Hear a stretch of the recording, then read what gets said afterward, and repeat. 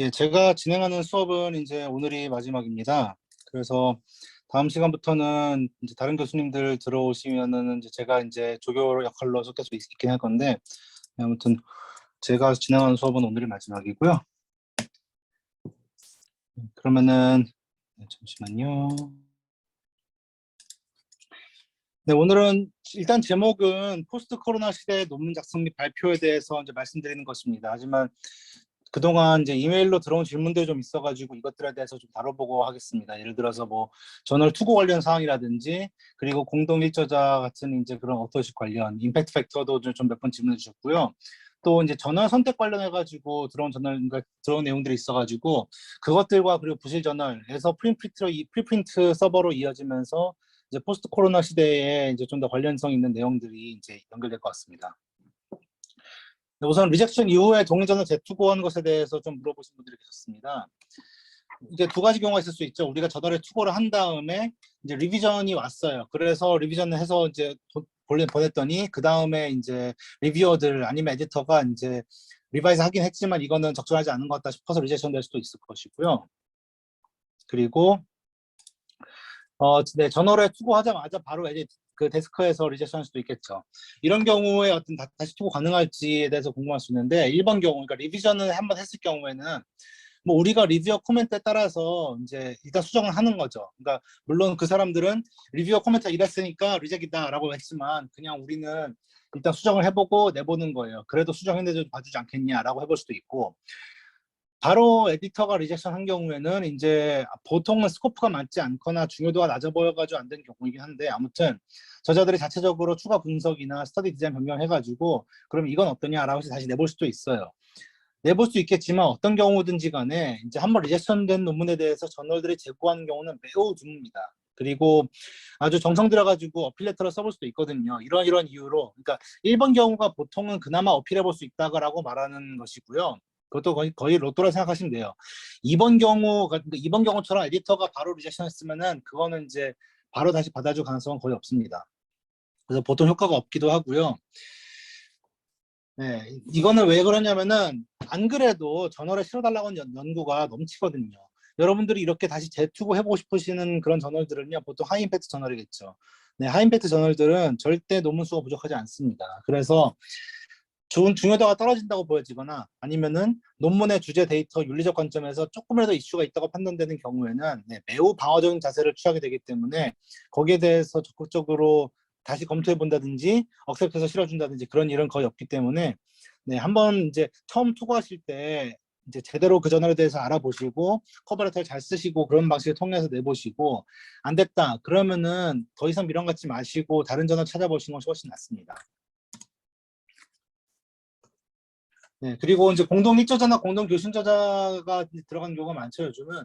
보통 저널들은 공동 일저자, 공동 교신 저자를 허용합니다. 허용하지 않거나 제한이 있을 경우에는 보통 가이드라인에 명시가 되어 있거든요. 그래서 네, 그 가이드라인을 한번 잘 읽어보시고요. 내가 만약에 명시된 거 못 봤거나 아니면은 이제 저널에서 허용하는 거 이상으로 문제가 있을 것 같은 경우에는 이제 투고한 다음에 바로 편집부에서 연락이 올 거예요. 이렇게 하시면 안 된다고 이제 연락이 오니까 걱정하실 필요 없고요. 공동 저자가 이제 되게 많은 경우도 있어요, 일저자가. 대여섯 명까지 코퍼스팅 경우도 있는데, 이게 저널에서 허용도 할 수도 있고 뭐 딱히 문제 없을 수도 있어요. 하지만 우리가 결국 논문 쓰는 것이 이제 특히 대학원생들은 이제 임용이나 승진 위해서인 거잖아요. 근데 공동 일자자가 두 명보다 많아요. 그래서 내 이름이 뭐 네 번째, 다섯 번째 코퍼스트로 들어갔어요. 그러면은 과연 논문 심사를 할 때 그게 이제 정말 공동 일자자로 봐줄지 그건 애매할 수 있습니다. 그러니까 공동 일자자가 두 명인 경우에는 정말로 내가 두 번째 나온다 하더라도 이제 많이 기여했구나라고 봐줄 수 있긴 하거든요. 하지만 그게 아니라 이제 내가 그 오히려 공동 일자가 많아져 버리면은요, 처음 사람만 사실 두드러지게 되는 것이고 2, 3, 4, 5번 다 거기는 이제 별로 한 것이 없다고 보여줄 수 있기 때문에 가능하면 공동 일자자 수는 두 명을 제한하는 것이 좋을 것 같습니다. 물론 이것은 이제 지도 교수님의 판단에 따라서 되는 것이긴 하지만 이런 것을 알고 계시는 게 좋을 것 같습니다. 우리가 논문의 소속 표기를 할 때는 내가 이제 독립적인 아카데믹 기관 아니면 프로페셔널 기관 두 개 이상 소속되어 있다. 이거 뭐 대학병원을 근무하면서 타학교 대학원 다니고 있다. 지금 여기 중에도 그런 분들 좀 계실 텐데요. 그런 경우에는 이제 다 중요한 소속이기 때문에 모두 표기하셔야 됩니다. 이제 그 내가 대학원에 속해 있다는 것이 이제 되게 중요하거든요. 연구를 진행할 때 보통은 아마 이제 그 대학원 쪽에서 계신 교수님들이랑 이제 많이 진행하시겠죠, 아무래도. 그런데 동시에 그냥 병원에서 진행된 연구가 있다 하더라도요, 그때는 가능하면 대학원 이제 소속 표기하시는 게 좋고요. 이직하신 경우가 있죠. 한 직장에서 이제 논문 작성하다가 이제 다 못 끝내고 이직을 하게 되었어요. 이제 뭐 그 논문 작성과 투고와 그리고 이직의 타이밍에 있어가지고 좀 되게 여러 가지 경우가 있을 수 있는데요. 아무튼 내가 보기에는 논문이 일단 출판될 때쯤 해가지고 내가 새 직장이 생겼어요. 그러면은요, 작업하던 당시 직장을 메인 어필리에이션 리스트에 기재하셔야 됩니다. 예, 그러니까 예전 직장 기재하셔야 되는 거예요, 한마디로. 그리고 현 직장을 이제 커런트 어필리에이션을 기재하셔야 되는데, 이건 이제 방법 어떻게 되냐면은 이름 옆에 이제 별표로 붙일 수도 있겠지만 별표는 보통 우리가 교신저자 옆에 붙이기 때문에 그거 쓰시면 안 되고요. 그 다음 쓰게 되는 기호들 이제 십자가 아니면은 이제 이 쌍십자 같은 게 있죠. 아니면은 맨 마지막 어필리에이션 숫자를 표기하시면 됩니다. 무슨 말이냐면은요. 예를 들어서 네, 알버트 아인슈타인, 임준서 그리고 존 F 케네디 이렇게 세 사람이 연구를 했다고 쳤을 때 케네디 이 사람이 이제 교신저자라서 별표가 붙었죠. 아인슈타인과 저와 케네디의 이제 어플리에이션이 이제 이렇게 이제 세 개가 있는데 그런 경우에는요. 제 커런트 어플리에이션 바뀌었으면은 그거를 이제 4번을 표기를 하는 거예요. 그래서 이렇게 하는 거죠. 아인슈타인은 프린스턴, 이제 저는 아산병원 연구를 수행하실 당시에 케네디는 뭐 이제 미국 백악관 이렇게 쓴 다음에 4번 내가 이제 여기서 만약에 나사로 이제 이직을 했다. 그러면은 네 이제 이렇게 저한테 2번, 3번으로 쓴 다음에 케네디가 4번이 되는 것이 아니라 보통은 네, 마지막 어플리에이션 숫자로 이제 제 커런트 어플리에이션 쓰시면 되겠습니다. 이렇게 4번 이런 식으로. 이렇게 해서 커런트 어플리에이션이라고 말씀하신 다음에 땡땡 나사 이렇게 쓰시면 될 것 같고요. 이거보다 좀 더 많이 쓰는 경우는 이렇게 이제 어플리에이션 숫자보다는 다른 표기라는 것입니다. 이렇게 십자가 표시하신 다음에 어플리에이션 리스트가 쭉 나오고 그 다음에 이렇게 표시하시면 되겠습니다. 네, 임팩트 팩터 이것도 계산하시는 거 좀 헷갈릴 수 있거든요. 이거를 이해하는 게 좀 도움도 되고 재미도 있어요. 우리가 굉장히 많이 관심 가지는 거잖아요. 이제 우리를 뽑게 되는 기관들도 관심 많이 가지고. 이거 계산한 방식 한번 해볼게요. 2021년 임팩트 팩터를 계산한다고 했을 때 어떻게 하면 될까요? 일단 변수 A, B가 나옵니다. 두 가지만 나오는데 A는 해당 저널에서 지난 2년, 그러니까 2021년을 계산할 때는요. 지난 2년이에요. 2020년과 2019년에 출판된 사이터블 아티클의 개수입니다. 사이터블 아티클이란 거는 그러니까 뭐 오피니언이라든지 에디토리얼 그런 거 말고 오리지널 아티클, 케이스 리포트, 리뷰 아티클 같은 것들 말합니다. 아니면 쉽게 보자면은 그러니까 초록이 있는 것들이라고 생각하셔도 돼요. 네, 그러니까 초록이 없으면은 사이터블 아티클이 아닐 수도 있다라고 생각하시면 되고요. B는 뭐냐면은 2021년 한 해 동안 A에 해당하는 그러니까 이제 부분들 피인용수 한마디로 네, 2020년, 2019년에 출판된 사이터블 아티클들의 피인용수입니다. 그래서 이제 비난독 A를 하면 되는 것인데 샘플을 이렇게 돼요. 어떤 저널에서 2020년에는 300개 논문이 출판된 거예요. 그것들이 그 다음 해인 2021년에 600번 피인용됐어요. 그리고 2019년에 출판된 논문은 200개밖에 없어요. 근데 그것들도 예를 들어서 2021년에 또 이것도 600번 됐다. 그러면은 단순하게 600 더하기 600을 300 더하기 200으로 나누면 되는 거예요. 그럼 2.4가 나옵니다. 그래서 이 500개의 논문이 2021년이라는 해 동안에 1200번 이제 사이테이션 되었구나라고 해가지고 계산하는 것이거든요. 그래서 생각해보면은 2021년에 대한 임팩트 팩터는 2022년 여름에 나옵니다. 이게 2021년 나올 수 없겠죠. 왜냐면은 2021년이라는 해 동안에 이제 피인용된 거를 계산되는 것이니까요. 그러다 보니까 인터넷에 들어가서 찾아보시면 되게 이름 헷갈리실 거예요. 실제로 지금 최신 임팩트 팩터는 네, 이제 2020년 임팩트 팩터입니다. 근데 뭐 하이브레인이라든지 아니면 브릭 같은 사이트, 구글 돌아다니시다 보면은요, 2021년 팩터라고 하는 게 나오거든요. 사실 그것들은 이제 잘못 이름 나온 것이겠죠. 이제 몇 달 있어 나오는 것이거든요. 그래서 그것들 좀 잘 확인하시고요. 내가 보고 있는 것이 정말 최근 것인지. 정말 중요한 건 뭐냐면은 이게 우리가 보통 생각하는 임팩트 팩터라는 건요, JCR. 왜 제가 지난번 시간에 이제 그 엔드노트 이제 프로그램 소개해드렸잖아요. 그게 JCR 그 클레리베이트 애널리틱스라는 사회에서 만든 프로그램이었는데 거기가 이제 서지 프로그램을 만드는 것처럼 이제 이런 레퍼런스에 대한 것들을 또 다루기 때문에 거기서 발행하는 것이 이 JCR 임팩트 팩터입니다. 클레리베이트 애널리틱스 만드는 것이거든요. 이것이 공인되는 임팩트 팩터예요. 이거 말고도 사람들이 많이 만들어냈어요. 특히 이제 좀 부실 저널들에서 많이 쓰는 것들이 뭐 글로벌 임팩트 팩터, 사이트 팩터, 유니버설 임팩트 팩터, 저널 임팩트 팩터라는 것도 있거든요. 그러니까 이게 이름이 되게 비슷하긴 해요. 어쩔 때는 이거를 줄여서 이제 저널 임팩트 팩터로 부르기도 하지만요. 그냥 JF라고만 나오면은 약간 의심해 볼 수 있어요. 이제 특히나 내가 이름 못 들어본 저널인데 이런 걸 얘기한다. 그러면 좀 이상할 수도 있거든요.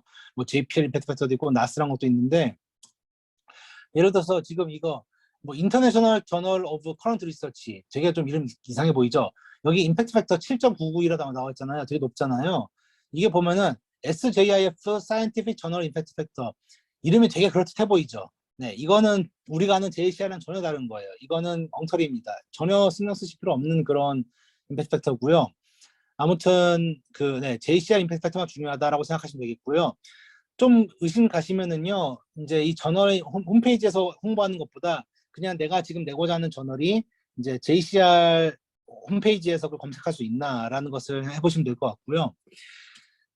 임팩트 팩터 단점이 좀 이제 아셔야 되는 게 앱들이 많아요. 이제 이거는 통계적 타당성이 이제 좀 중요합니다. 아까 보신 것처럼 정말 단순한 평균 값이거든요. 전체 부포가 나타날 수 없겠죠. 미디안을 사용하면 될까, 좀 더 도움이 될까라도 싶기도 할 수 있는데요. 생각해 보면 이게 스큐 될 수밖에 없습니다. 예를 들어서 지금 이건 두 가지 저널 비교한 것이거든요. 플러스 원 저널, 그러니까 임팩트 팩터 3점짜리, 그리고 네이처 38점, 이건 좀 옛날 데이터긴 하지만 그 저널에 나온 이제 모든 논문들의 사이테이션 수를 이제 이렇게 해놓은 거예요. 그럼 보면은 플러스 원 3.1점이잖아요. 이게 이쯤에서 이제 그 끊긴 것이긴 하지만 이 저널에서 이제 대부분 논문들은 이제 어쨌든 3점 이하로 이렇게 분포해 있는 것을 볼 수 있죠. 이제 3점 이하 논문의 대부분이잖아요. 네이처 같은 경우에는 38점이긴 하지만요. 실제로 그 저널에서 38번 사이테이션 되지 않은 논문들이 대부분이죠, 보면은. 이만큼 논문들이 사이테이션 숫자가 38번 이하인 거잖아요. 그럼 도대체 네이처는 왜 38점일까? 보면은 아주 극소수, 몇 개 안 되는 논문들이 100번 이상 사이테이션 된 거예요.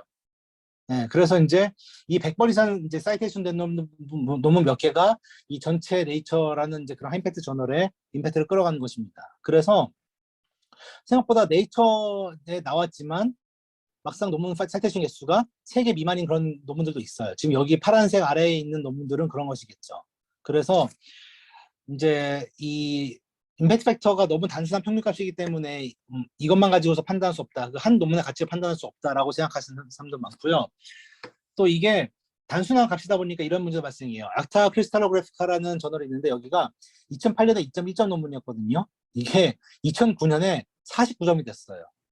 말도 안 되죠, 이게. 그러니까 2.1점에서 4.9점 가는 것도 엄청난 일인 것인데 49점이 돼버렸어요. 이건 무슨 일이 일어났냐면은 여기에 실린 어떤 한 테크니컬 논문이 있었는데 어떤 오픈 소스 프로그램에 대해서 말한 논문이 있거든요. 앞으로 자주 쓰일 그런 프로그램인데 앞으로 그 프로그램을 쓰게 되면은 그러니까 그러면서 쓰면서 논문 쓰게 되면은 이 논문을 이용해야 된다고 적어놨습니다. 그래가지고 그게 한 해 동안 6,600번 이용됐어요. 한 논문이 6,600번 이용되면서 이 2.1점짜리 논문의 다른 것들을 다 끌고 가가지고 이 임팩트 팩터가 이렇게 올라가 버렸습니다. 당연히 이거는 이거 하나 가지고서 이 저널의 이제 타당성이라든지 아니면 밸류를 우리가 알 수 없죠. 왜냐면은 뭐 당연한 것이지만 이 저널에서 이제 두 번째로 많이 인용된 논문이 28번이 필연됐거든요. 네, 두 번째와 첫 번째 너무 차이가 크잖아요. 그러니까 이거는 이제 너무 스큐된 것입니다. 그래서 이런 이제 단점이 있다고 생각하시면 될 것 같고요. 또 전반적으로 임팩트 팩터는 늘어나고 있어요. 저널들이 많은 저널들이 해가 갈수록 증가하는 양상을 보이고 있거든요. 그거는 정말 그 저널들의 밸류가 증가한다기보다는 단순히 연구의 숫자가 많아졌다라고 보시면 될 수 있을 것 같아요. 연구하는 사람들 숫자가 많아지다 보니까 사이테이션 개수도 늘어나는 것이겠죠. 또 임팩트 팩터는요 분야에 따라 좀 다르게 될 수 있어요. 절대적으로 좀 많은 사람들이 연구하는 분야 같은 경우에는 뭐 순간내과라든지 종양내과라든지 이런 데들은 아무래도 연구가 활발하다 보니까 2년 만에 내 논문이 사이테이션 될 확률이 훨씬 높을 수 있겠죠. 많은 사람들이 가져갈 수 있을 것이고요. 그에 비해서 뭐 아나토미라든지 그런 이제 그 계열 논문들은 연구가 지금 현재 연구하는 사람들이 상대적으로 적다 보니까 이제 임팩트 팩터라는 것이 계산됐을 때 적을 수밖에 없습니다. 그리고 뭐 물리학, 수학 같은 경우에는 금방금방 어떤 사람의 결과를 사이테이션 하는 게 쉽지 않을 수도 있어요. 그러면은 네, 이게 2년 안에 사이테이션 돼야지 이게 가치 있는 거잖아요. 그게 안 되면은 이제 임팩트 팩터가 전반적으로 낮을 수밖에 없겠죠. 그러면 그 저널들은 어떻게 평가될까? 뭐 그것에 대해서는 이제 그냥 단순히 임팩트 팩터만 보는 것이 아니라 그 분야 내에서 뭐 상위 10%, 20% 이런 걸 보면 좋을까라고 뭐 생각도 할 수 있습니다. 마지막으로 임팩트 팩터의 가장 큰 문제가 뭐냐면은 저널들이 결국은 여기에만 목숨 걸 수밖에 없어요. 그러다 보니까 저널들이 이걸 높이기 위해서 노력하는데 좀 부당한 노력도 많습니다. 리뷰 논문 같은 경우에는 사이터블 하긴 하지만 이게 사이터블 아이템이긴 하지만 다른 오리지널 아티클에 비해 가지고 더 많은 사람들이 관심 가질 수 있는 것이잖아요. 그러다 보니까 그게 숫자가 늘어나면은 훨씬 그 저널의 임팩트 팩터가 늘어날 수밖에 없습니다. 그러면은 나중에는 이 저널이 임팩트 팩터가 늘어났는데 오리지널 아티클을 많이 안 받아주니까 점점 내기 힘들어지는 것이고, 그래서 좀 결국에는 중요한 과학적 정보의 이제 그 디세미네이션이 잘 안 되는 것이겠죠. 그러면서 또 케이스 리포트는 상대적으로 사이테이션이 덜 되니까 그걸 또 안 받아준다든지 그런 것도 있고요. 이런 것도 있대요. 연초에 많은 숫자 논문 출판하면은 그게 임팩트 팩터 계산에 유리하다 해가지고, 이제 우리가 이제 1년에 예를 들어서 뭐 1000개를 내면은 그 중에 반 정도를 이제 뭐 1분기에 내버리는 거예요. 그다음부터는 좀 적게 낸다든지 이런 좀 기형적인 형태가 있을 수도 있고, 마지막으로는 에디터가 이제 저자한테 이제 해당 우리 저널 논문들 요거 좀 이제 비슷한 데 있으니까 이제 너희들 이제 인트로덕션이나 디스커션 좀 집어넣어라라고 요구할 때도 있거든요. 네, 그런 좀 부당한 일들이 많습니다. 이게 임팩트 병폐겠죠.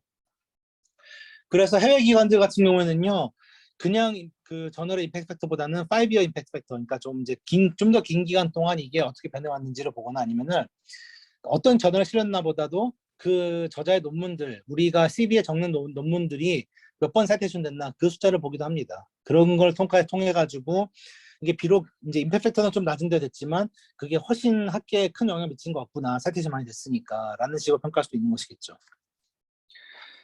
예, 전어 선택에 관해서 좀 말씀드릴게요. 이제 크게 우리가 오픈 액세스와 이제 오픈 액세스 아닌 것들, 이제 트래디셔널 방식의 전어들이 있겠죠.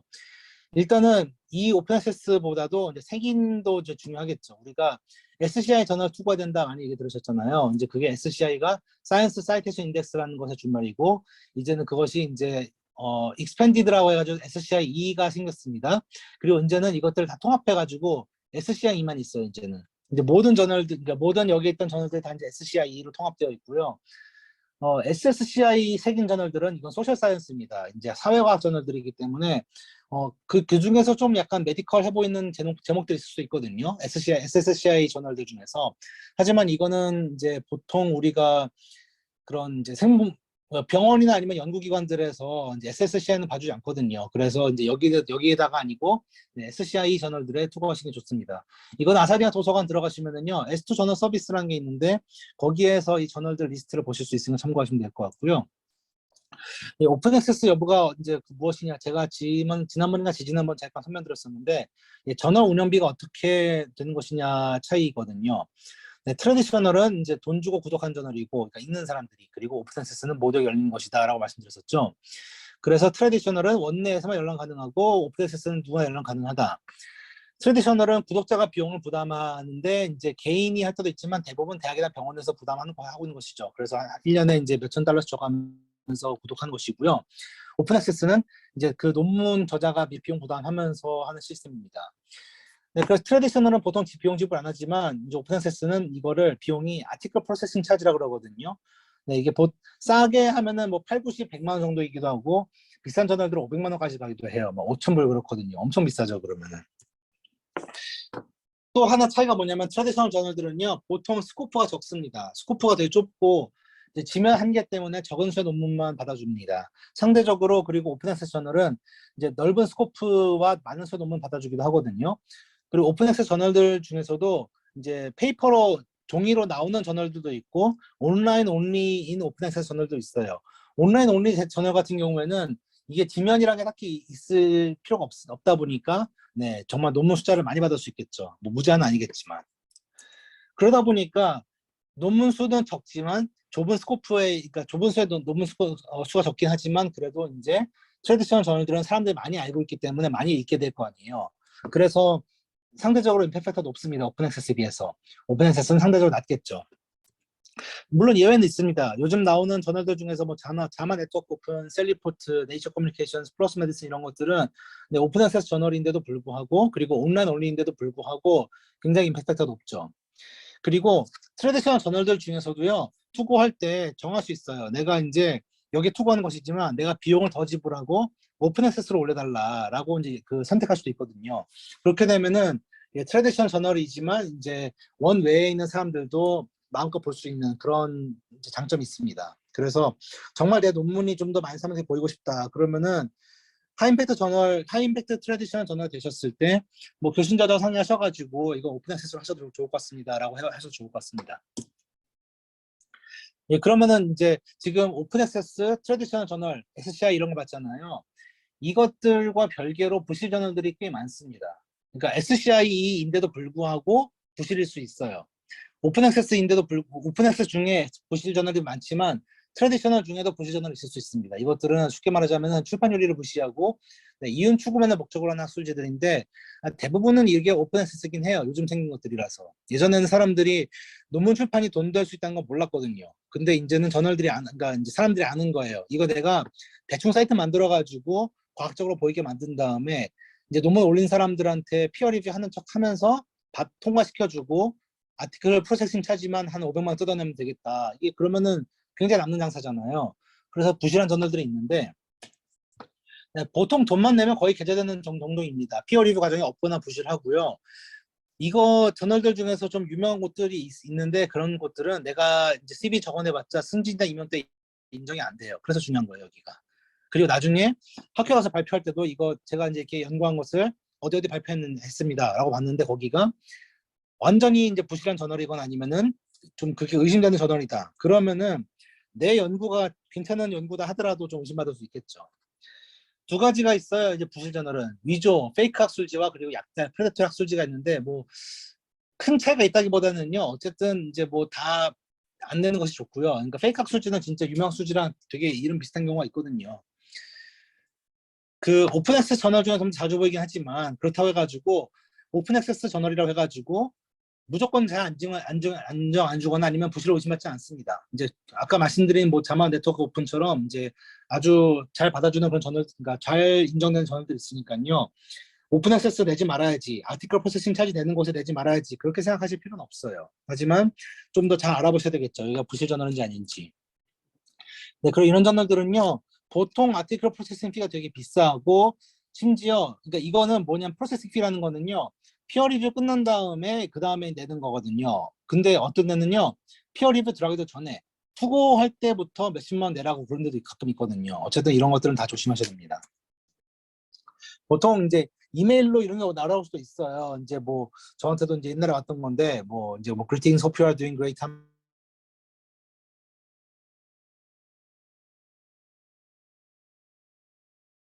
하면 related disabilities 뭐 이렇게 좀 그럴듯해 보이는 네, 여기서 보면은 전원 해전 임팩트 팩터 2.2, 2.2점 임팩트 팩터가 있다. 당연히 이거는 JCR 임팩트 팩터 아닐 거예요. 그러니까 이런 식으로 이메일로 하라고 하는 것들은 대부분 걸으시면 되고요. 간혹 가다가 내가 아는 저널들에서 이제 콜 포 페이퍼 해가지고 스페셜 이슈에 내라 뭐 이런 것도 날라올 수도 있겠지만요. 그런 것들은 이제 그렇게 자주 있는 일은 아닙니다. 특히 우리가 대가가 아니면은요. 그러니까 이렇게 이메일로 날라온 것들은 일단 무시하시고요. 저도 처음 이런 거 받았을 때 약간 두근거렸거든요. 내가 이제 인정받았구나 싶어가지고요. 이 부실 저널들에 대해서 사람들이 관심을 갖게 되면서 누가 이렇게 이제 함정 수사를 한 게 있습니다. 그 2013년도였나요? 이게 Who's Afraid of Peer Review라고 해가지고 네, 이제 2013년도에 사이언스지에 나온 그런 수사인데요. 이게 존 보헤논이라는 사람이 함정 수사를 했습니다. 뭐냐면은 한눈에 봐도 엉터리인 데이터, 실험, 그리고 비윤리적인 결론을 담은 논문들을 무작위로 만들어내가지고 퍼뜨린 거예요. 어떤 비윤리적인 결론이냐면은 이게 그러니까 셀 기반 연구인데 이 인비트로 연구 결과를 바탕으로 우리는 이 약물이 사람에게 효과적인 테스트하고자 한다. 그러니까 뭐 동물, 전임상, 임상, 일상 뭐 이런 거 전혀 다 건너뛰고 그냥 사람 이제 환자한테 넣겠다는 거예요. 되게 비윤리적인 그런 결론인데 이런 내용이 들어간데도 불구하고 304개 오픈액세스 저널들에 보냈는데 그중에 반 정도가 억습을 했대요. 그러니까 물론 이때는 아무 오픈액세스 저널에 보낸 것이 아니라 다른 사람들이 볼 때 좀 부실해 보인다라고 이제 판명된 곳들이 대부분이었거든요. 근데 아무튼 굉장히 이제 문제가 있다는 것을 알려주는 것이었죠. 그러니까 이렇게 정말 엉터리인 곳들이 있으니까 조심해라라는 그런 것을 경종을 울리는 내용이었고요. 정말 나는 이제 이런 저널인 줄 몰랐는데 내 피와 땀이 들어간 논문 이런 저널 실리면 안 되겠죠, 당연히. 정말 조심하셔야 됩니다. 부실 저널은 꼭 피하셔야 돼요. 어떻게 하면 피할 수 있을까요? 우리한테 다 리소스가 있습니다.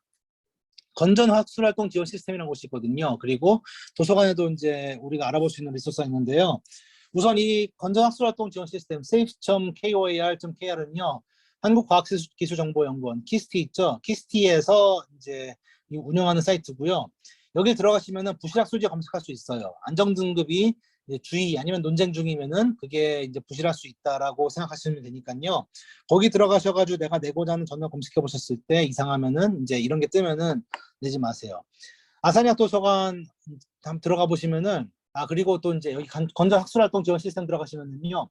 부실 학회도 나오거든요. 부실한 학회들, 뭐 와셋 같은 경우에는 이게 옛날에도 되게 유명해진 그런 곳인데 별별 종류의 토픽에 대해서 학회를 만들어요. 그리고 사람들 보고 오라 그래요. 근데 보면은 이게 그 열리는 곳들이 되게 이제 좋은 곳들이 뭐 하와이라든지 파리라든지 이런 곳들이거든요.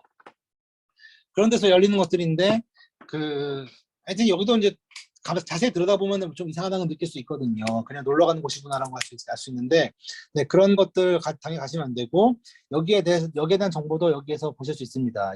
이 safekor.kr에서 보실 수 있으니까 찾아보시고요.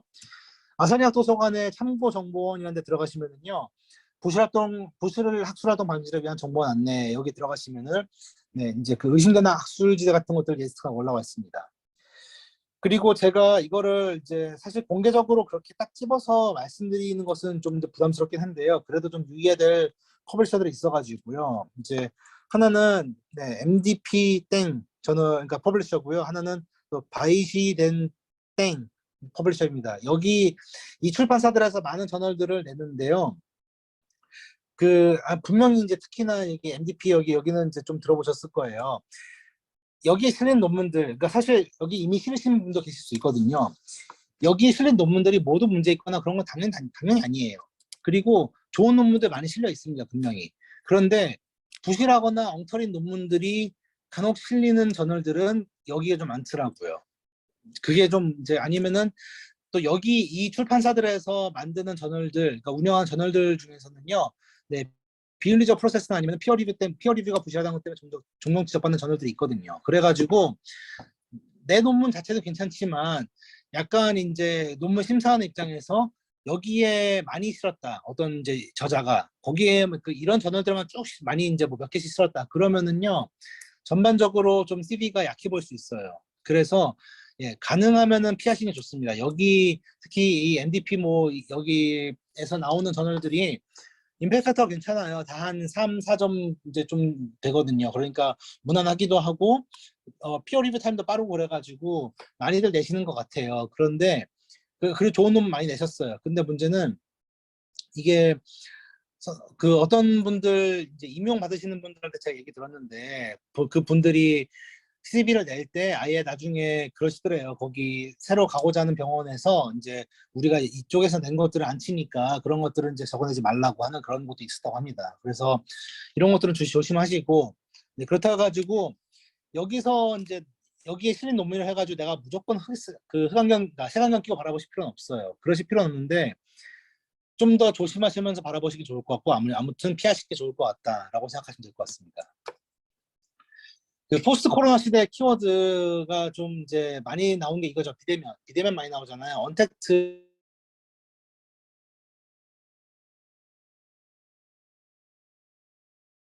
를 많이 쓰게 됐죠. 구글 미트도 있긴 있어요. 이런 거 이제 지메일 들어가면서 쓸 수 있는데 실제로 저는 쓰는 경우 거의 못 봤습니다. 스카이프 옛날에 많이 썼고 웹엑스도 많이 썼었는데 대학교들에서 근데 어쩌다 보니까 줌이 이제 코로나 시대에 이제 미디엄이 돼버렸죠. 그리고 인포데믹 정보의 범람이 생겼습니다. 이거는 우리가 패스트 뉴스를 받을 수 있는 것 때문이기도 하고 페이크 뉴스도 이제 우리가 많이 볼 수 있게 되었죠. 이것들이 참 아주 이제 연구자들한테 중요한 키워드인 것 같은데요. 대중들한테도 굉장히 중요한 것 같아요. 또 특히 요즘은 의학 연구에 대한 대중들의 관심이 지금처럼 많아진 데가 없는 것 같습니다.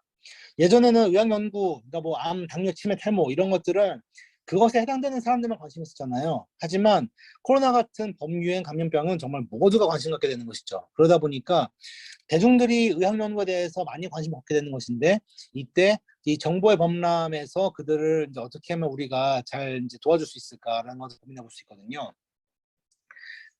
근데 그 내용은 좀 이따 말씀드릴게요. 일단은 이러한 상황에서 우리가 논문 쓸 때 뭐가 중요할까? 신속성과 투명성이 중요합니다. 신속성이 왜 중요하냐면은 이제 특히 코로나 같은 경우에는 모두가 같은 궁금증 갖고 있겠죠. 맨 처음 2020년 이제 그 초봄에는요.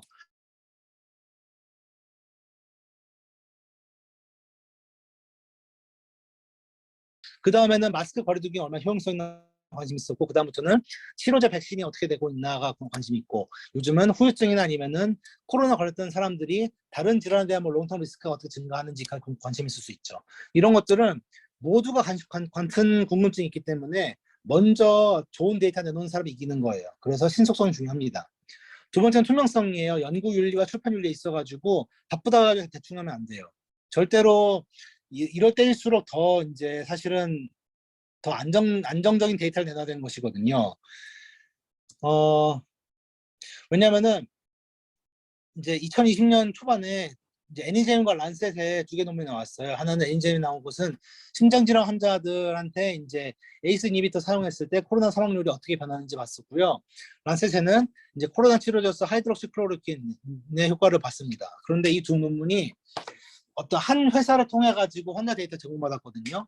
근데 데이터 정확성에 대해서 의문이 제기되었는데 데이터 제공에 불협조를 했어요. 그래가지고 네, 이 두 편 모두 철회되는 그런 사건이 있었습니다. 이게 코로나 초기에 실린 하이임팩트 논문들에서 철회되는 사건이라서 되게 이제 이게 많았었거든요. 그래서 우리가 데이터에 대해서 윤리적으로 그리고 이제 그 타당성 그런 것들을 항상 중요시하게 여겨야 되는 것이고요. 아무튼 신속성 때문에 우리가 프리프린트의 중요성이 대두되고 있습니다. 프리프린트라는 거는요, 동료 심사를 받는 게 아니에요. 동료 심사 전 논문 원고를 올리는 서버거든요. 그러니까 저널이 아니거든요. 그 요즘은 별로 안 나오긴 하네요.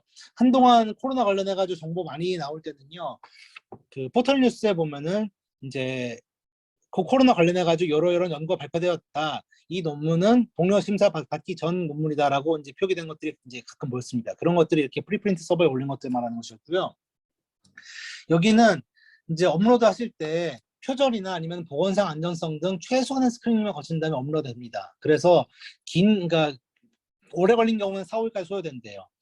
이것이 영구적인 DOI가 생성되거든요. DOI는 제가 이제 에디터 때 말씀드렸지만 논문 내 이제 하나당 붙는 고유한 주소 같은 거라서 네, 그거를 갖게 되면 우리가 사이트 할 수 있는 것입니다. 사이테이션 가능해진다는 것이 좀 특이한 점이고요.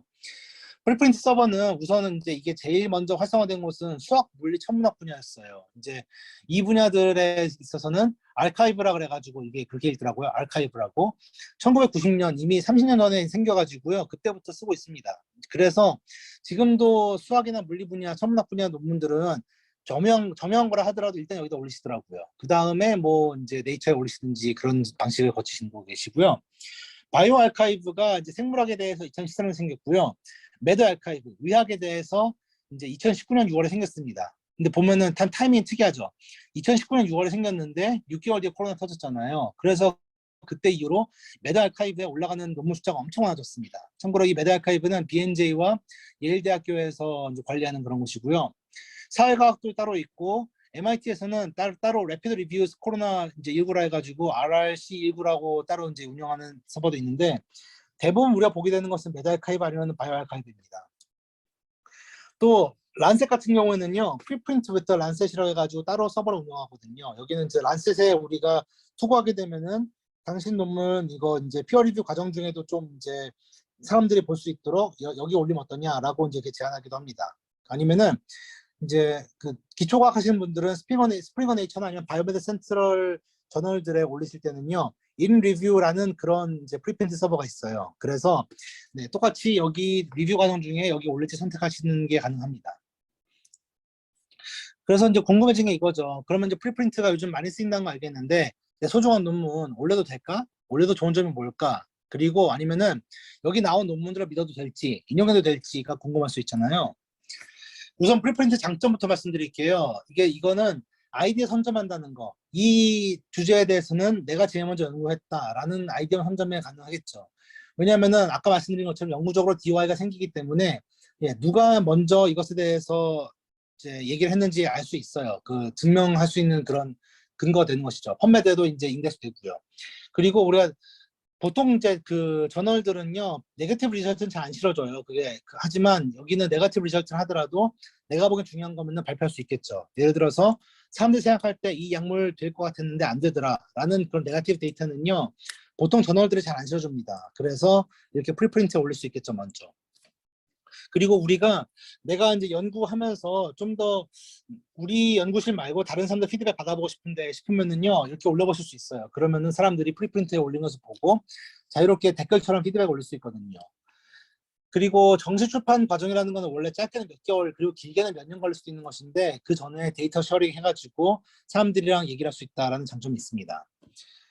그럼 이게 나중에 그 프리프린트에 올린 다음에 내가 정식 투고를 했을 때 사이테이션에 관련이 있을까?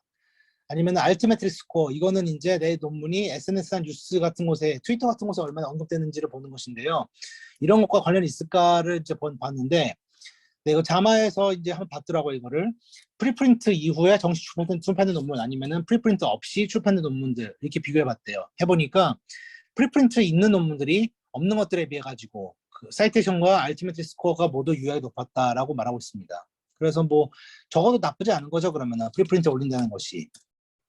그리고 간혹가다 에디터들이 프리프린트를 보고 논문 투고를 제안할 수도 있대요. 이거 되게 흥미로운 것이네 싶어가지고 제안할 수도 있다고 합니다. 그럼 단점은 당연히 이거겠죠. 아이디어 뺏기는 거. 그러니까 아이디어 선점도 할 수 있겠지만, 그래 그래도 뺏길 수도 있잖아 라고 우려할 수 있잖아요. 그런데 프리프린트로 인해 가지고 아이디어 뺏겼다는 보고는 아직까지 없고요. 어떻게 생각해 보면 우리가 논문을 투고하기 전에 그 대충 나온 데이터를 가지고서 학회 가가지고 발표를 하잖아요.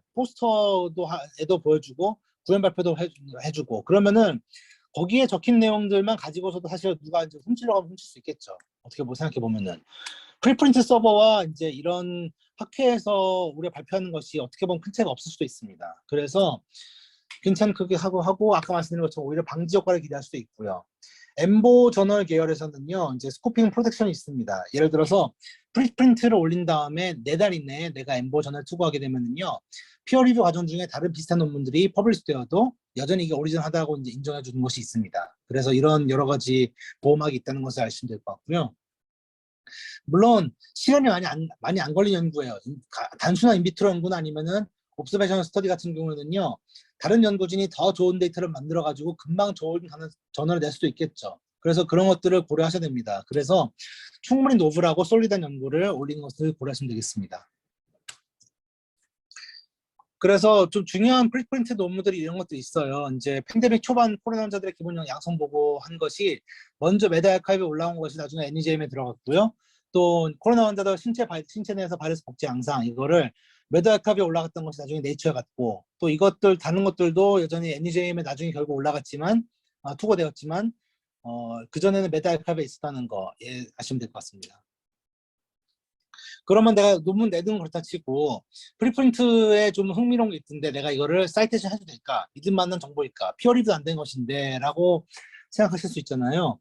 사실 피어리뷰는요, 그것만 가지고 우리가 정말 안심할 수는 없습니다. 이거는 최소한의 안전장치예요. 완벽할 수 없겠죠. 피어리뷰 페이퍼라서 맹세하면 안 됩니다. 그래서 우리가 피어리뷰 과정이 이제 부실한 점이 여전히 있을 수 있기 때문에 더블 블라인드는 이제 피어 리뷰어들도 저자들이 누군지 몰라요. 이거 어떤 나라에서 어떤 기관에서 했는 한 논문인지 알 수 없습니다. 그런 상황에서 리뷰하는 것도 많이 하고 있고요. 오픈 피어 리뷰라 그래가지고 사람들이 좀 더 자유롭게 피어 리뷰할 수 있는 그런 것도 있고, 아니면 요즘 또 많이 하고 있는 것은 포스트 퍼블리케이션 피어 리뷰라 그래가지고요. 이미 나온 논문인데 거기에다가 사람들이 읽다가 쉽게 댓글식으로 이거 좀 이상한데 라고 이제 댓글 나는 식으로 피어 리뷰하는 것도 가능하거든요. 그렇게 되면은 그것에 대해서 저자들이 답변할 의무가 있는 것이고요. 플러스 원 같은 그런 플러스 계열 저널들이 이거 많이 하고 있습니다. 그래서 아무튼 피어 리뷰가 됐다고 해가지고 맹세할 수 없고요. 반대로 피어 리뷰가 없다고 해가지고 무조건 이제 의심할 필요 없다는 것이겠죠. 왜냐면은요, 어차피 이제 기초연구 같은 경우에는요, 내가 어떤 논문을 읽었는데 흥미로운 게 있어가지고 내가 이제 그것에 그 다음 단계 해보고 싶어요. 그러면은요, 내가 진행하고자 하는 연구에 그 기반이 되는 실험 정도는요, 어차피 한번 검증을 해봐야 돼요. 이게 정말 이 사람들 말하는 게 되긴 되는 것인가라고 검증을 해봐야 되거든요. 그러니까 검증해봤는데 되긴 돼. 그러면 괜찮은 거겠죠. 하고 진행할 수 있는 것이고요. 임상 연구 같은 경우에는 프리프린트에 나오는 거 가지고서 그걸 맹신하고 환자한테 실제로 프랙티스 바꾸면 안 되겠죠.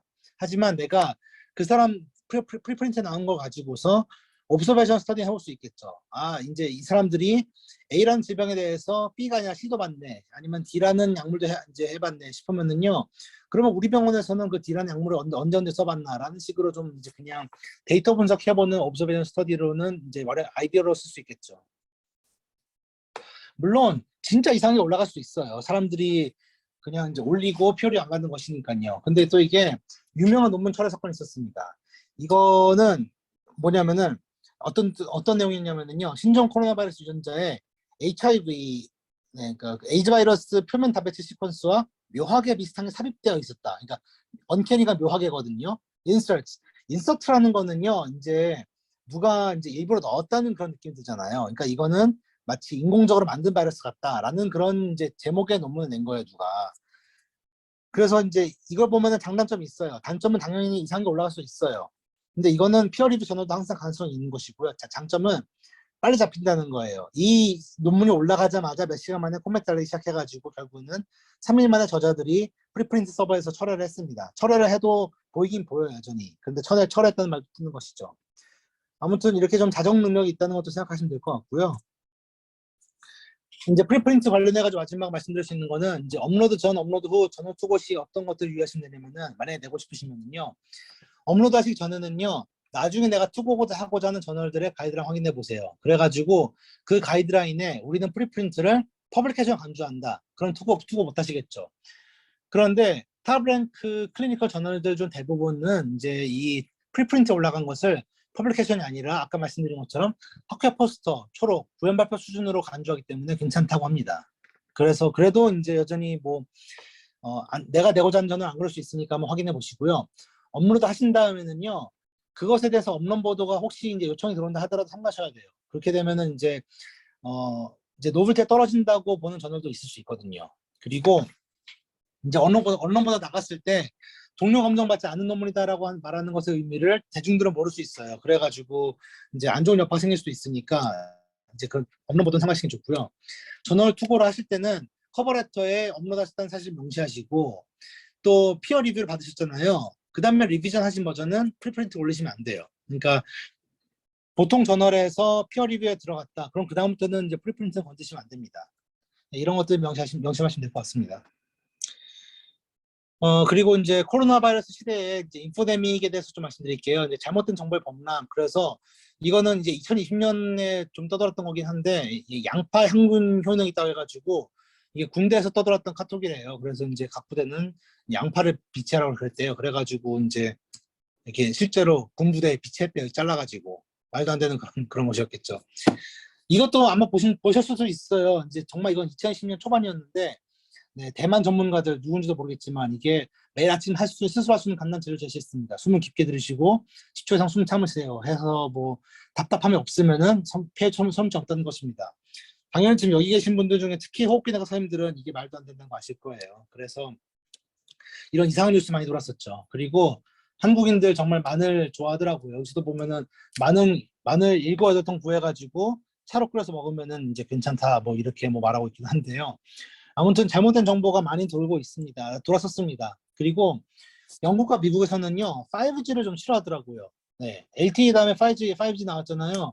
이 통신 기술이 코로나를 이제 일으킨다, 뭐 이런 말이 있었고, 이제 이거 어떤 게 있었냐면은 초반에 미국에서 코로나 바이러스 생긴 케이스들, 여기 뭐 미국 워싱턴주, 캘리포니아주, 뉴욕 이런 데 있었는데 이거랑 여기 아래 거는 5G가 어디에 있는지를 보여주는 맵인데요. 되게 비슷해 보이지 않냐? 뭐 이러면서 이제 하는 것도 있었고, 심지어 이게 5G 기지국을 이렇게 불태우는 그런 사람도 있었다고 합니다.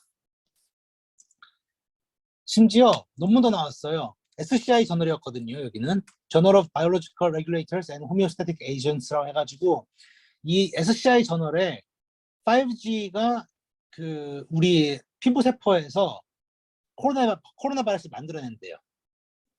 우리 신경세포에, 우리 피부세포에 5G 시그널이 오면은요, 코로나 바이러스가 만들어진다는 그런 논문인데, 저도 한번 궁금해서 읽어보니까, 뭐 이상한 논문이더라고. 도저히 저는 이해도 못하겠고, 이게 뭐 DNA, 우리 몸의 DNA 스트럭처를 바꿔가지고 코로나 바이러스 스트럭처 만들 수도 있다라고 한 그런 것인데 당연히 철회됐죠. 이제 그래서 네, 우리가 이런 세상에서 네, 프리프린트든 오픈 액세스든 아니면 트래디션 저널든지 간에 정말 논문들을 크리티컬하게 읽어야 될 것 같습니다. 항상 신중하게 읽으셔야 되겠죠. 우리가 연구의 근거 수준 생각했었을 때 아주 탄탄한 웰 디자인 연구가 있을 수 있고 탄탄하지만 좀 근거 수준 좀 낮은 연구가 있을 수도 있고 허점 있지만 중요한 연구도 있을 수 있고 어설픈 연구도 있을 수 있고 유사과학도 있고 음모론도 있잖아요. 우리가 생각할 때는 이쯤에서 끊어야 되겠죠. 우리가 실제로 과학적 연구라고 볼 수 있는 것은 이쯤이잖아요. 여기서부터는 조심하고 아니면 이제 걸리든지 보지 말아야 되겠죠. 하지만 대중들한테 이 선이 안 보일 수 있어요. 이제 정말 중요한 RCT, 레드마이스 컨트롤 트라이얼이나 아니면은 그런 연구랑 어설프게 진행된 연구, 아니면 심지어 루머 음모론도 그들한테는 이제 동일한 선상으로 볼 수 있거든요. 아니면은 이제 비슷하게 중요한 것으로 보이거나, 어쩔 때는 오히려 유사과학과 음모론, 내 생각에 말이 되는 것들, 그게 더 중요해 들을 수도 있습니다. 이럴 때 우리가 의과 연구자로서 어떤 책임이 있을까? 이제 정보 양이 참 많아지다 보면은요, 어떤 일이 벌어지냐면은요, 그러니까 이제 이렇게 너무 많은 정보가 들어오게 되면은 이제 뭐 포털뉴스, 트위터, 페이스북, 단톡방 같은 데서 이제 계속 정보를 받아들일 거 아니에요. 이럴 때는요, 어떤 일이 생기냐면은 모든 정보에 동일한 무게를 두고 고려할 수 없습니다. 인지적 피로가 일어나가지고요, 내가 이해하기 쉽고 감정적으로 동의할 수 있는 정보만 취사 선택하게 돼요. 이게 사람의 교육 수준과는 상관없습니다.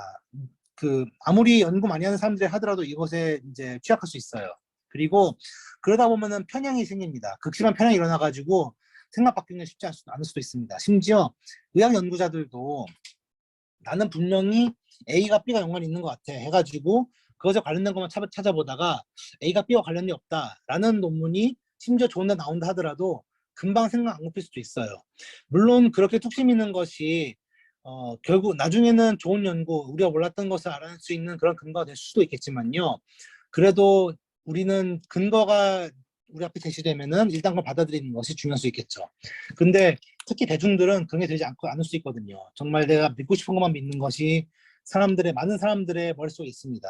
그리고 특히 코로나처럼 두려운 상황에서는요, 이런 인지적 피로와 편향이 더 심해질 수 있어요. 그래서 네, 우리가 얘기를 나누는 사람들 마음속에, 사람들 머릿속에는 네, 이러한 정보의 취사 선택과 편향이 이미 있다고 생각하시고 좀 얘기하시는 게 좋을 수 있을 것 같아요. 많이 그것에 대해서 이제 올해 느낀 게 백신 부작용일 것 같아요. 이게 코로나 자체보다 더 큰 관심 가지게 된 것 같습니다. 어떻게 보기에는. 이것에 대해서 2020년도 코로나 초반에 이제 사이언스지에 이 드렉로우라는 사람이 이렇게 기사를 냈어요. 이제 오피니언이었죠. false side effect에 대해서 우리가 조심해야 될 것 같다. 뭐가 false side effect냐? 예를 들어서 큰 모집단은 원래 갖은 종류의 이제 질병과 그 사망의 이유가 있기 마련인데, 예를 들어서 1,000만 명을 데려다 놓고 팔에 주사 맞을 자리를 쓰다듬기만 해도, 그러니까 주사 놓는 것도 아니에요. 쓰다듬기만 해도 2달 뒤에는 4,000명은, 그러니까 이 1,000만 명 중에 4,000명 심장마비가 올 것이고 4,000명 뇌졸중 걸릴 것이고 암 진단이 9,000명 걸릴 것이고 그리고 14,000명 죽을 것이다. 이제 전 원인 사망률이 1,000만 명은, 그러니까 인구에서 1,000만 명이라는 사람들은요, 2달 동안 이런 일이 생길 수 있는 것이에요. 백신 안 맞았는데도 불구하고. 그런데 이거를 사람들은 백신 때문에 생각하게 되겠죠. 포스트 엘거 프로프터 하욱이라는 이제 그런 인지 오류인데요. 이 뒤에 일어났으니 이 때문에라는 그런 뜻입니다. 백신 맞은 다음에 이제 죽었으니까 백신 때문이겠지라고 생각하는 것이에요. 근데 까마귀 날짜 배 떨어진다. 그런 똑같은 것이죠.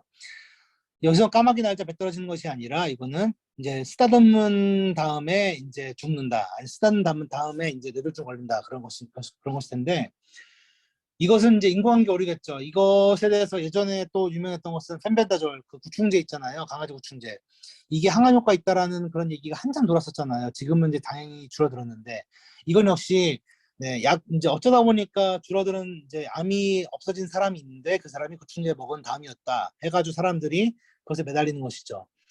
네, 환자들은 기본적으로 이제 마음 상태가 약할 수밖에 없기 때문에 이런 것에 취약할 수밖에 없습니다.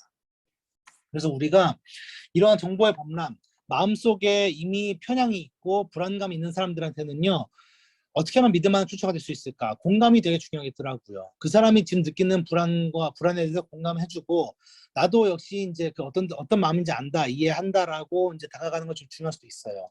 그 사람들 우리한테 물론 정보를 물어보는 것이지만 너무 내 불안에 공감하지 못하고 이제 그냥 백신 맞으세요, 괜찮아요라고만 이제 말해버리면은요, 그게 오히려 무게가 없을 수 있거든요. 네, 그 사람들의 마음에 좀 공감해 주시고요. 또 적절한 비유도 괜찮을 수 있어요. 예를 들어서 우리가 마스크만 쓰면 됐지 거리두기 왜 또 해야 되냐라고 말하는 사람들한테는요, 우리가 예를 들어서 차 탈 때 이제 안전벨트를 하지만 이제 에어백도 필요한 것처럼 이제 두 가지 다 다른 역할을 한다, 아니면 두 가지가 같이 있어야지 효과가 좋다라는 식으로 이제 설명할 수도 있겠죠. 그래서 이제 한 가지만 하는 것보다는 둘 다 하는 게 좋습니다라고 이제 우리가 적절한 비율을 두는 것도 도움이 될 수 있고요. 이제 그 눈으로 보여주는 것도 되게 이제 중요할 수 있어요. 가능하면 말로만 하시는 것이 아니라 그거를 숫자로 보여주세요. 예를 들어서 어떤 질병 걸렸을 때, 예, 이제 요즘 우리도 느끼는 것이, 옛날에 코로나 우리나라에서 뭐 하루에 50명 걸렸다, 70명 걸렸다, 그러다 갑자기 이제 오늘 300명 걸렸다, 그러면 엄청 사람 무서웠잖아요. 지금은 네, 수십만 명 걸려도 사람들이 크게 두려워하지 않죠. 이게 오히려 큰 숫자가 돼서 사람들이 잘 감이 안 오거든요. 큰 숫자가 될수록 감이 안 오다 보니까 사람들이 그 위험도에 대해서 이제 감지 않을 수 있는 것인데, 이제 그럴 때는 비주얼라이제이션 도움이 될 수 있습니다. 아무튼 이제 미디어 리터러시 백신이라는 거는요, 미디어에 대해서 사람들이 갖게 되는 그런 이제 공포심이라든지 아니면 잘못된 정보를 어떻게 하면 이겨낼 수 있을까, 이런 내용들이 있으니까 한번 참고하시고요.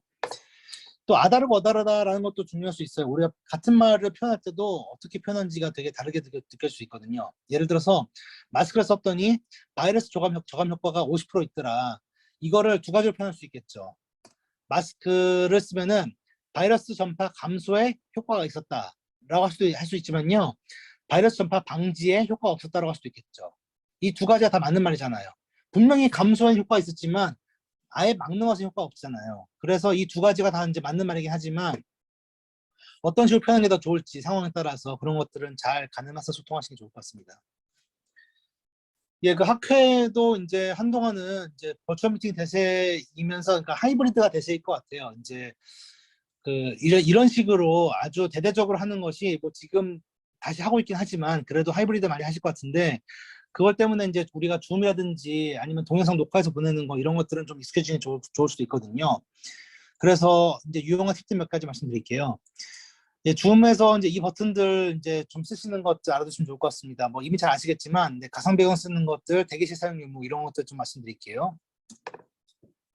네, 가상 배경은 이제 뒷배경을 특정 이미지 대체하는 것이죠. 이게 아산넷 들어가시면은요, 병원 CI에서 줌 검색하시면은 병원에서 주는 가상 배경들이 있어요. 이런 것들 있는데, 네, 이거 쓰시면 괜찮습니다.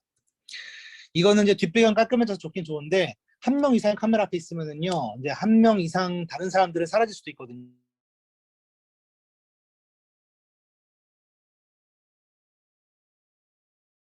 이게 대기실 옵션이라는 것이 가끔 기본 옵션 켜져 있기도 해요. 그렇게 되면은 호스트가 사람들을 직접 하나하나 시켜줘야 돼가지고 번거로우니까 끄는 거 추천드립니다.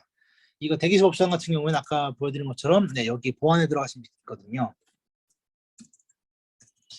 그리고 화면 공유하실 때는요, 이제 PPT 동영상 같은 거 공유하실 때 내가 호스트고 다른 사람들 공유할 수 있게 하려면은 이제 화면 공유 버튼에 이걸 클릭하셔가지고, 네, 모든 참가자 클릭하시면 되겠습니다.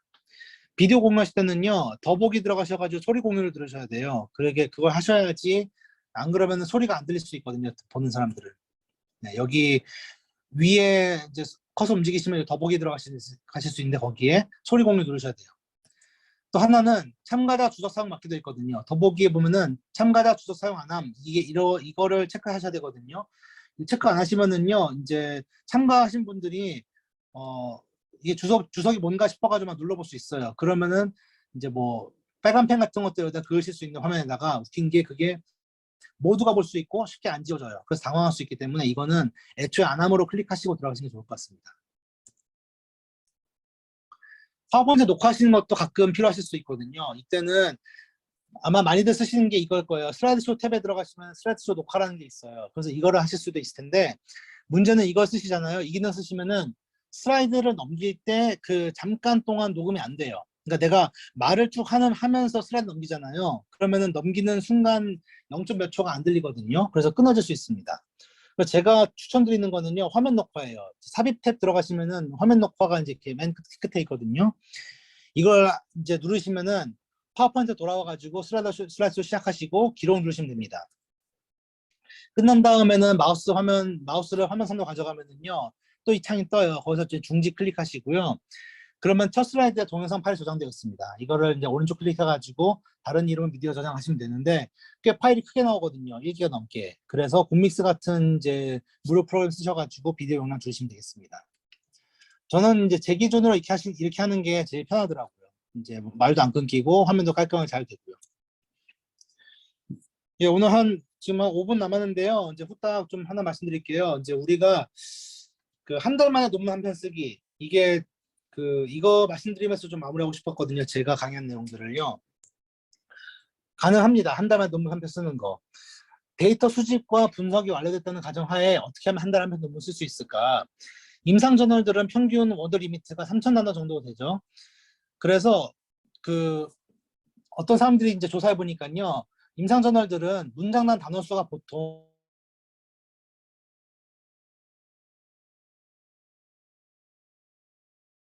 20단어 치죠. 한 문장당 단어 수가 20단어. 그러면은요, 하루에 5문장씩만 쓰잖아요. 그러면 하루에 100단어죠. 30일 하시면은 한 3,000단어 되는 거예요, 그러면은. 하루에 논문 5문장씩만 써도, 네, 임상 논문 다 쓸 수 있습니다. 너무 그렇게 막 밤새가면서 쓰실 필요 없어요. 꾸준히만 쓰시면 돼요. 가능한 것 같죠, 그러면은. 어떤 순서를 써야 될까요? 제가 예전에 말씀드렸지만, 일단 메소드부터 쓰세요. 메소드가 제일 쉬우니까요. 그리고 이미 준비된 것인가 먼저 쓰시고요. 리절트는 뭐 퍼센트, p-value 이런 것들 쓰시다 보면 금방 2, 30단어 되거든요. 한 문장이. 그래서 그렇게 쓰시고요. 그 다음에 디스커션 써보세요. 디스커션 쓰시는 게 좀 부담스러울 수 있겠지만 먼저 한번 써보시고 그 다음에 인트로덕션 쓰시는데 여기 보시면은 섹션별 단어 수를 볼 때 네, 디스커션은 보통 800, 뭐 900, 1000 이 정도니까 1000단어를 치고 1000단어면은 열흘이면 되겠죠. 열흘 동안 쓰시는 거예요. 하루에 5문장 쓰시면서. 인트로덕션은 이제 보시면은 270, 이제 대충 길게 잡아서 300단어 쓰시면 되니까요. 300단어, 3일이면 쓸 수 있습니다. 그래가지고 적정 길이는 문장당 한 15에서 30단어 정도고 한 문단은 100에서 120단어 정도, 4-5문장 정도가 보통 적절한 한 문단 길이라고 생각하시면 될 것 같습니다. 이런 식으로 우리가 써보다 보면은요, 네, 사실 금방 쓸 수 있어요, 논문 하나. 이때 정말 중요한 거는요, 주말에 몰아서 쓰지 않는 것이 정말 중요합니다. 네, 매일 5문장씩만 쓰세요. 어떤 심리학과, 그러니까 우리 병원 심리학과 교수님이신데요. 그분이 그러시더라고요. 논문은 골프 같아가지고 감이 금방 떨어지니까 정말 매일매일 써야 된다고. 이분은 6시 반 출근하셔가지고 7시 퇴근하실 때까지 하루 종일 시술하신대요. 그래서 시술 논문 하신다는 게 시술하시고 잠깐 나와가지고 준비실에서 뭐 핸드폰하고 놓으시는 게 아니라 그때 잠깐 논문 좀 쓰시고 다시 시술하고 들어가신 다음에 나와서 또 이어서 논문 좀 쓰고 이걸 반복하신대요. 그래서 그분은 이제 이렇게 NEJM 논문도 좀 쓰셨고 이제 굉장히 훌륭하신 분인데요. 아무튼 이렇게 꾸준하게 쓰시는 그런 분이 이제 이렇게 성공하신다라고 생각하시면 될 것 같고요. 그래서 정말 틈날 때만 쓰시는 게 중요합니다. 가신 동안에 일하시잖아요. 우리가 뭐 실험을 하든 아니면 환자 보시는지 간에 생각이 짬만 되면은요, 뭘 쓸까 머릿속에 일단 고민을 하세요. 아침 동안 고민을 하고 있다가 점심 때 딱 2문장만 써보시는 거예요. 딱 2문장만 쓰고 점심 드시고 오후에 일하면서 또 고민한 다음에 저녁 때 3문장 쓰고 주무시고 그리고 주말에도 5문장만 쓰세요. 보상심리를 막아야 되거든요. 내가 이번 주말 많이 썼으니까 다음 주는 좀 쉬어야지. 아니면은 오는 주말에 많이 쓸 거니까 이번 주는 좀 쉬엄쉬엄 해야지. 이거 2가지 다 굉장히 위험한 생각이거든요. 주말에는 분명히 우리가 다른 재밌는 게 생기거나 가족을 위해 봉사해야 되거나 뭔가 꼭 일이 생기거든요. 주말에. 오히려 그래서 더 피곤해요. 차라리 그냥 평소처럼 피곤한 주중에 5문장씩 쓰시는 것이 훨씬 좋습니다. 이거 굉장히 명심하셔야 돼요.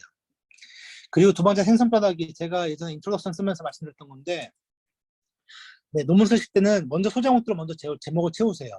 그래서 디스커션 쓰실 때도 이렇게 디스커션만 써놓으시고 이야기하듯이 이제 쭉 채워나가려 하지 마시고 이제 네, 의식의 흐름처럼 우리가 잘 정리 안 될 수 있기 때문에 네, 조심하셔야 돼요. 디테일에 빠져가지고 가다 못 잡으시면 안 되기 때문에 먼저 이렇게 멋진 그림 하려 하지 마시고 뼈다귀를 먼저 그리세요. 뼈다귀를 잡는 거예요. 소제목 개조식으로 가다가 잡고 그 다음에 살 채워 나가시는 거예요. 그래서 디스커션, 오버올 서바이벌, 부작용, 그리고 QOL에 대해서 무슨 얘기 할까라고 이제 이게 뼈다귀 만드신 다음에 그 다음에 살 채워 나가시는 방식으로 하시면 되겠습니다. 이런 것들을 우리가 생각하고 이제 준비하시면은요, 네, 쓰실 수 있어요. 한 달 만에 논문. 이게 또 되게 제가 궁금한 것 중에 하나인데요. 뭐 트위터에 나온 것들 제가 인용 안 하지만, 네, 완벽주의자보다 제대로 못하겠어라고 말씀하신 분들은, 네, 1단계 대충, 2단계 빨리, 3단계 잘라고 하는 것이 이제 중요하다는 것이에요. 이렇게 하면은 이제 우리가 성공할 수 있습니다. 이제 완벽주의자인 분들은 보통 반대더라고요. 1단계 잘, 2단계 빨리, 3단계 대충 이렇게 하다 보면은 결국에는 이상하게 나오거든요. 아니면 아예 못하거나. 네, yes we can이라고 말씀드렸는데 이제 가능합니다. 한 달 안에 논문 쓰는 것이.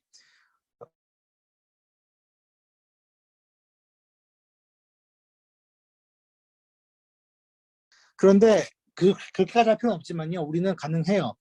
특히 아산병원에서 이제 여기 울산 대학교 대학원에서 이제 공부하시는 도중에는 가능한 이유가 연구와 글쓰기의 기본적인 틀을 습득할 수 있게 해주는 인프라가 이제 완비되어 있거든요.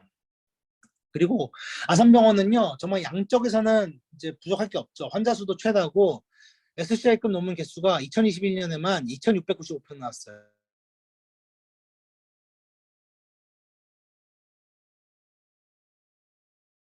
하임팩트 저널에 생각했었을 때, 네, NEJM 되게 중요시 생각하잖아요. 임팩트 팩터가 91점이거든요, 지금.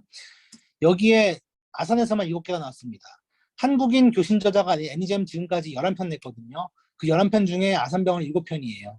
네, 그래서 우리 병원이 어쨌든 이제 이런 식으로 아주 수월하게 좋은 인프라 되어 있다라고 생각하시면 될 것 같고요. 당연히 각과마다 이제 최고 석학들 계시고, 의학통계학과에서 지원해 주신 서비스도 아주 유용하니까 꼭 쓰시고요. 특히 임상하시는 분들은요. 네, 임상연구 워크숍 아크랩도 있고 당연히 이제 우리 팀에서 이제 저희 팀에서 제공해드린 서비스도 이용하시면 좋을 것 같습니다. 사실은 이제 우리가 그러니까 위로서 논문 작성에 도움을 드릴 수 있는 가장 직접적인 리소스가 저희 사이언티픽 퍼블리케이션 팀인 것 같아요. 이제 기본 논문 교정은 항상 무료이기 때문에 부담 없이 신청하시면 되겠습니다. 아미스로 신청하시면 되고요. 네, 내가 나름 잘 썼다 싶은 논문이 이제 교정되는 거 보시면 공부하시는 게 되게 도움이 될 수 있겠죠. 그래서 덜 틀린 논문을 받고자 우리가 교정을 신청하지만 나중에는 더 좋은 논문을 쓸 수 있는 그런 기반이 될 수 있습니다. 그리고 꼭 써보세요. 원내 에디터 1대 상담 서비스. 유료긴 하지만 아주 도움 많이 받으실 수 있거든요. 저도 있고 이제 몇 주 뒤에 강의할 다니엘, 영국에서 온 에디터도 있어요. 저희가 직접 앉아가지고 이렇게 상담해드릴 수 있거든요. 그래서 논문 작성부터 시작해가지고 투고하는 과정, 그리고 에디터랑 무슨 교신하는 데 있어가지고 어려움이 있으시면 다 이제 상담해드릴 수 있고요. 또 구연 발표 하실 일 생기면 또 코칭 가능합니다. 다 이제 1대 상담 서비스로 진행하시면 되겠고요. 네, 지금까지 제가 이 수업 관련해서는요, 제 개인 이메일로 질문 받고 있었는데요. 이 상담 서비스 요청하고 싶으시면은 네, 여기 amcsaipub@gmail.com을 여기로 연락 주시면 될 것 같고요. 네, 아니면 2538번 저희 내선 번호니까 여기로 전화하시면 될 것 같습니다. 네, 오늘 시간 조금 지나긴 했는데 여기까지 하고요. 네, 오늘 채팅 질문 들어온 거 지금 네, 고일우 선생님이 오늘 수업 자료 공유. 제가 네, 오늘 딴 일 있어가지고 수업 자료 업로드 드렸습니다. 이제 수업 자료 당연히 올라갈 것이고요. 내일 이 수업 자료랑 그리고 동영상 올려드리겠습니다. 네, 혹시 오늘 수업 내용 관련해가지고 뭐 궁금하신 게 있으신가요? 아니면은 좀 시간 지났으니까 이메일로 물어보시면 제가 또 답해드릴 수도 있고요. 네, 초반에 좀 약간 좀 두서없이 이것저것 많이 말씀드렸는데 논문 투고 관련해가지고 전화 관련해가지고 많은 부분들 저도 여전히 배우고 있는 부분들이 많고 또 바뀌어 오는 부분들도 많아가지고요. 이제 제가 오늘 말씀해 드린 것만 가지고 이제 판단하지 마시고 항상 직접 좀 이제 알아보시기도 하시고 저널에 대해서 애매하게 생기시면은 그때 저한테 물어봐 주세요. 그럼 제가 다시 또 한번 리서치 해가지고 같이 한번 고민해 드릴게요. 논문 투고하신 과정이 있어가지고.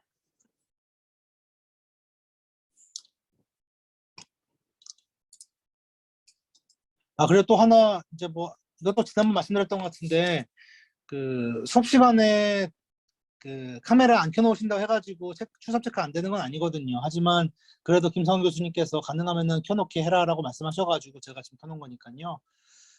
그래서 가능하면 켜놔주시고, 네, 목표 신청하라 해가지고 출석에 불이익은 없습니다. 네, 오늘은 따로 질문 없으신 것 같아요. 저희 여기까지 마치겠습니다. 오늘 수고하셨고요. 앞으로도 이제 다른 교수님들 수업 들어올 수도 저 계속 있을 거니까 네, 궁금하신 사항 있으시면은 그때는 이제 교수님께 질문하시고 네, 계속해서 도와드리겠습니다. 수고하셨습니다.